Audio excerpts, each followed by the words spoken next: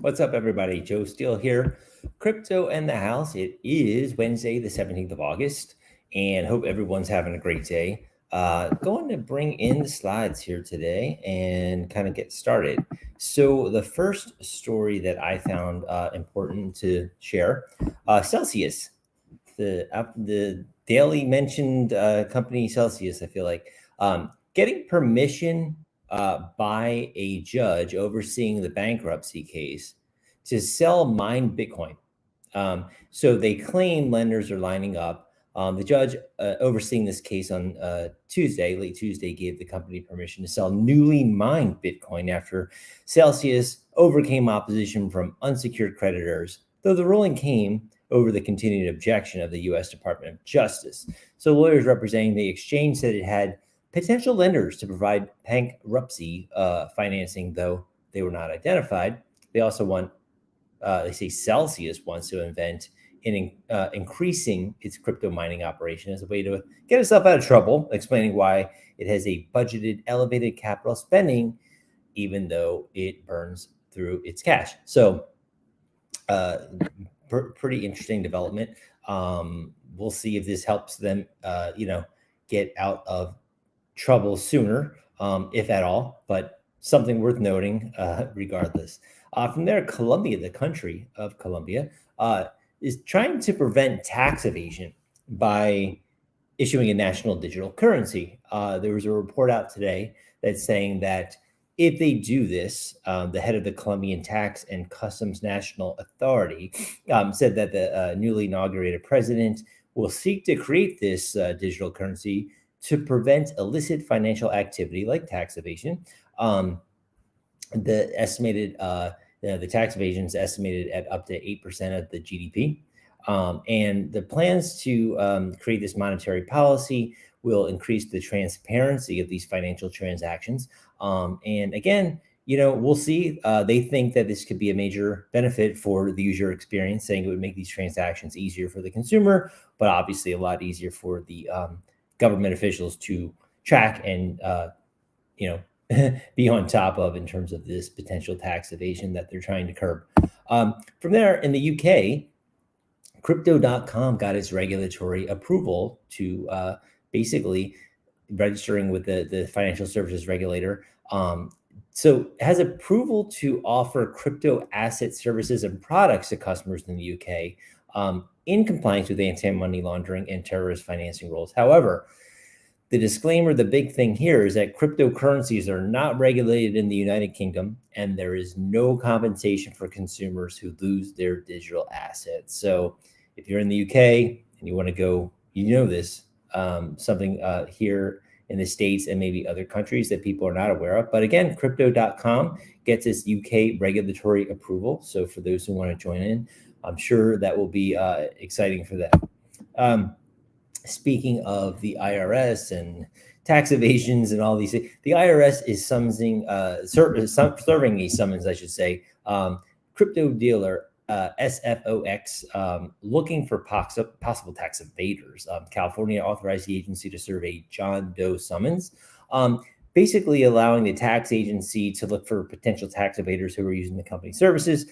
This has been something that they've done in the past to Kraken, Circle, basically to confirm the recipient's customers are properly reporting their taxes. They're treated like, cryptos are treated and taxed like property. So the IRS collects the capital gains on every transaction in the United States. And obviously they want to make sure that, by way of this, the crypto dealer, Coinbase is tied into this in a way as well. So basically, it's one of those things it seems like it's a day of just tax potential, evasion and how governments are cracking down on them across the globe. So more to come, but worth noting that this is a global thing, not just, specific to one certain area. Moving on to real estate, Charlie Bilello, who's a great follow on Twitter, if you aren't already following him, he put out this tweet earlier.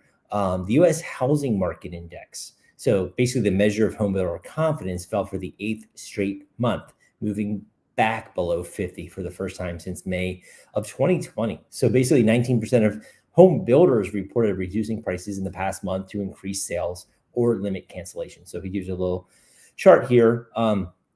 Worth noting, just these are all things I like to share to make sure people are aware of sentiment out there, what's realistic, and see how it affects, foreshadowing. Who knows? We'll see.